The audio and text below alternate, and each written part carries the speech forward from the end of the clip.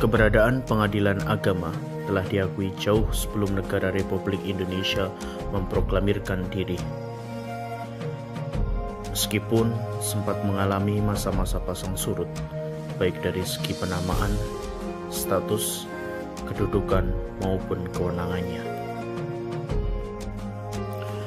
Perkembangan pengadilan agama di Indonesia tidak jauh dari perkembangan politik Indonesia. Dari mulai setelah kemerdekaan Indonesia yang dipimpin oleh Presiden Soekarno yang dikenal dengan Orde Lama, sampai pada Orde Baru dipimpin oleh Presiden Soeharto.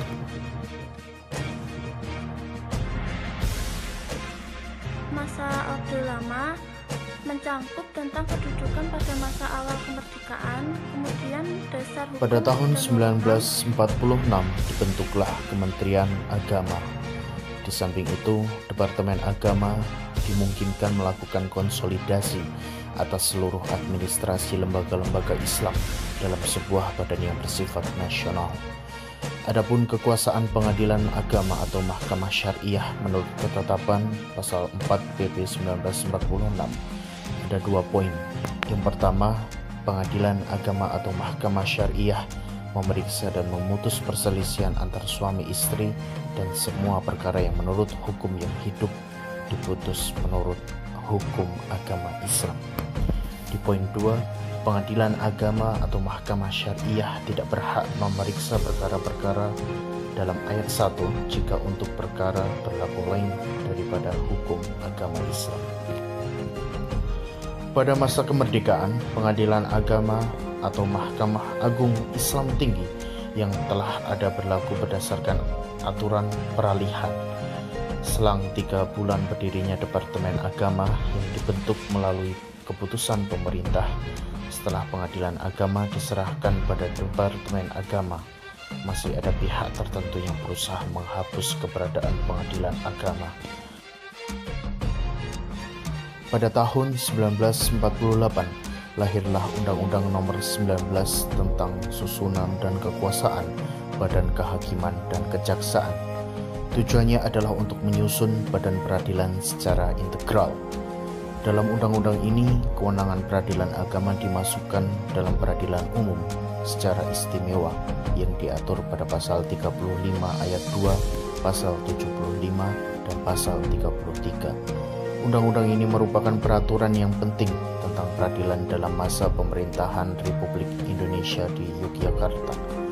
Undang-undang ini bermaksud mengatur mengenai peradilan dan sekaligus mencabut serta menyempurnakan isi UU Nomor 7 Tahun 1947 tentang susunan dan kekuasaan Mahkamah Agung dan Kejaksaan yang mulai berlaku pada tanggal 3 Maret 1947.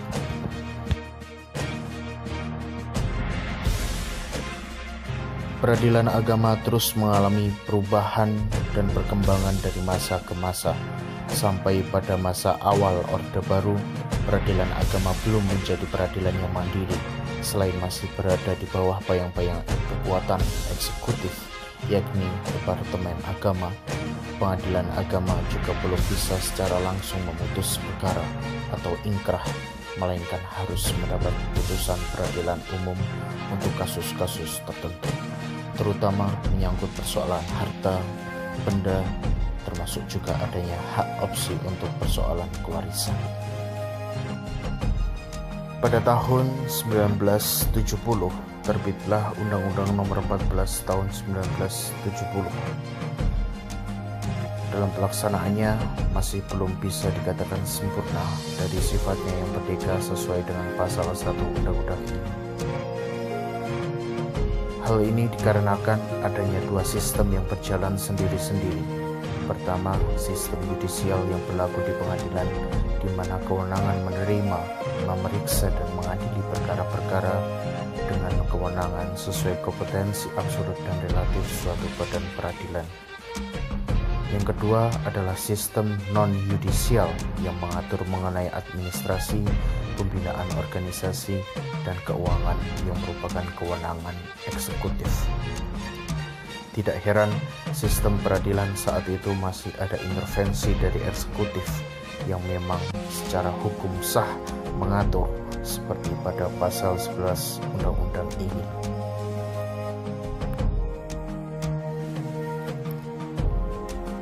Undang-Undang Nomor 7 Tahun 1989 seperti angin segar akan hukum Islam di tengah bangsa yang plural dan majemuk ini.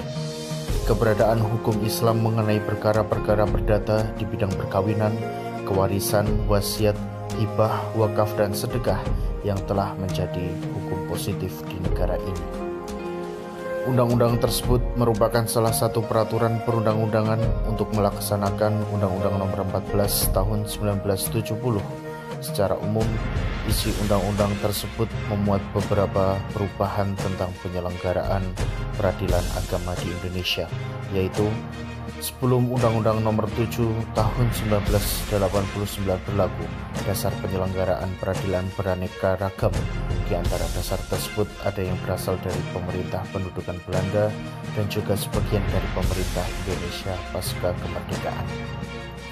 Sebelum berlakunya Undang-Undang Nomor 7 Tahun 1989 ini, terdapat ketidaksejajaran antara pengadilan dalam lingkungan peradilan agama dengan peradilan yang lainnya, khususnya dalam pengadilan dalam lingkungan peradilan umum.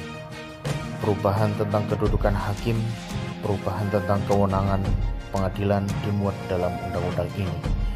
Selain itu, perubahan tentang hukum acara, kewenangan absolut pengadilan agama yang hanya dalam lingkup perdata juga mempengaruhi berlakunya hukum acara. Hukum acara perdata di pengadilan agama adalah yang berlaku di pengadilan umum, akan tetapi ada aturan-aturan teknis yang mengikuti hukum material yang dapat diacarakan di pengadilan agama. Pengkhususan tersebut misalnya meliputi cerai talak, cerai gugat, cerai dengan alasan zina, dan biaya perkara. Itulah sejarah dari perkembangan pengadilan agama di Indonesia, dimulai setelah kemerdekaan di mana pengadilan agama belum mendapat tempat khusus yang disahkan secara nasional. Akan tetapi pengadilan agama sudah ada jauh sebelum Indonesia merdeka. Setelah Orde Lama lanjut pada Orde Baru, Indonesia mengalami perubahan politik dan juga hukumnya. Hal demikian juga mempengaruhi perkembangan dari pengadilan agama.